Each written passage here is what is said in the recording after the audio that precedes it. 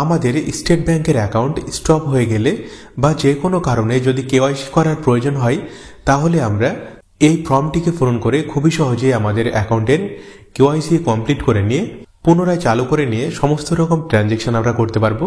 তো স্টেট ব্যাংকের কেওয়াইসি ফর্মটি আমরা কোথা থেকে পাবো, ফর্মটিকে কিভাবে ফিল আপ করতে হবে, ফর্মটির সাথে কোন কোন ডকুমেন্টস দিতে হবে, বিস্তারিতভাবে দেখে নিয়ে বুঝে নেওয়ার চেষ্টা করব আমরা এই ভিডিওতে। তবে তার আগে ভিডিওটি দেখে ভালো লাগলে অবশ্যই একটি লাইক করবেন। আর আপনি যদি ফার্স্ট টাইম চ্যানেলে ভিজিট করেন বা চ্যানেলটিকে এখনো সাবস্ক্রাইব না করে নিলে চ্যানেলটিকে সাবস্ক্রাইব করে রাখুন এরকম সব গুরুত্বপূর্ণ বিষয়গুলি জেনে রাখার জন্য। তো আমাদের অ্যাকাউন্টের যে কোনো কারণে কেওয়াইসি করার প্রয়োজন হলে ব্যাংকে থেকে যদি আমাদের অ্যাকাউন্টের কেওয়াইসি করার কথা বলে, তাহলে আমাদেরকে ব্যাংকে থেকে এই কেওয়াইসি ফর্মটিকে সংগ্রহ করতে হবে। এই ফর্মটি আপনার যে ব্রাঞ্চে অ্যাকাউন্ট রয়েছে ব্রাঞ্চে গিয়ে কেওয়াইসি ফর্ম চাইলে আপনি এই ফর্মটি পেয়ে যাবেন। দেখুন ফর্মটিতে লেখা থাকবে state bank of India KYC বা নো ইওর কাস্টমার ফর্ম। সব প্রথমে দেখুন অপশন দেওয়া রয়েছে পেস্ট ইওর রিসেন্ট ফটোগ্রাফ, দেখুন কাস্টমার 1, দেখুন কাস্টমার 2।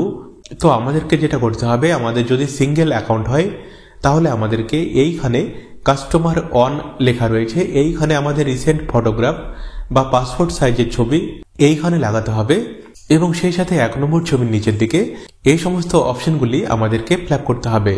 দেখুন কাস্টমার 2 লেখা রয়েছে এবং এই দিকের অংশগুলি যাদের কেবলমাত্র জয়েন্ট অ্যাকাউন্ট তাদেরকে ফিল আপ করতে হয়। আমাদের যেহেতু সিঙ্গেল অ্যাকাউন্ট আমাদেরকে এই অংশগুলি ফিল আপ করার আমাদের প্রয়োজন হবে না। তো দেখুন সব প্রথমে অপশন দেওয়া রয়েছে অ্যাকাউন্ট নম্বর। তো এইখানে আমাদের যে অ্যাকাউন্টের কেওয়াইসি করার প্রয়োজন ওই অ্যাকাউন্ট নম্বরটিকে সঠিকভাবে আমাদেরকে এইখানে লিখে নিতে হবে। নিচে দেখুন অপশন দেওয়া রয়েছে কাস্টমার নেম, এইখানে আমাদের নাম সঠিকভাবে লিখে নিতে হবে। নিচে দেখুন সন অফ, ডটার অফ বা ওয়াইফ অফ, দেখুন আমাদের গার্জেনের নাম এইখানে সঠিকভাবে লিখে নিতে হবে।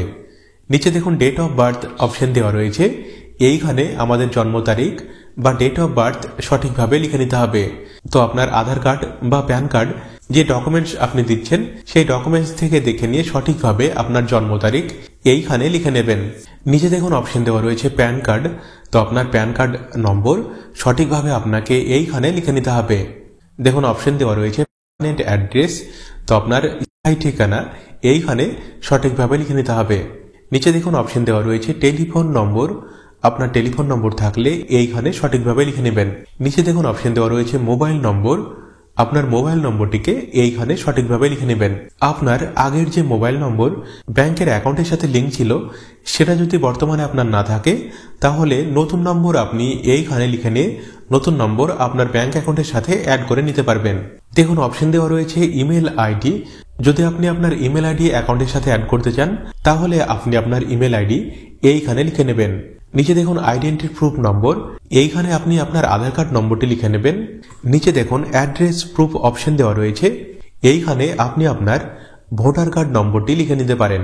দেখুন নিচে লেখা রয়েছে সিগনেচার, অর্থাৎ আপনার ব্যাংকের অ্যাকাউন্টে যেভাবে সিগনেচার বা সই করা রয়েছে সঠিকভাবে আপনি সিগনেচার এইখানে করে নেবেন।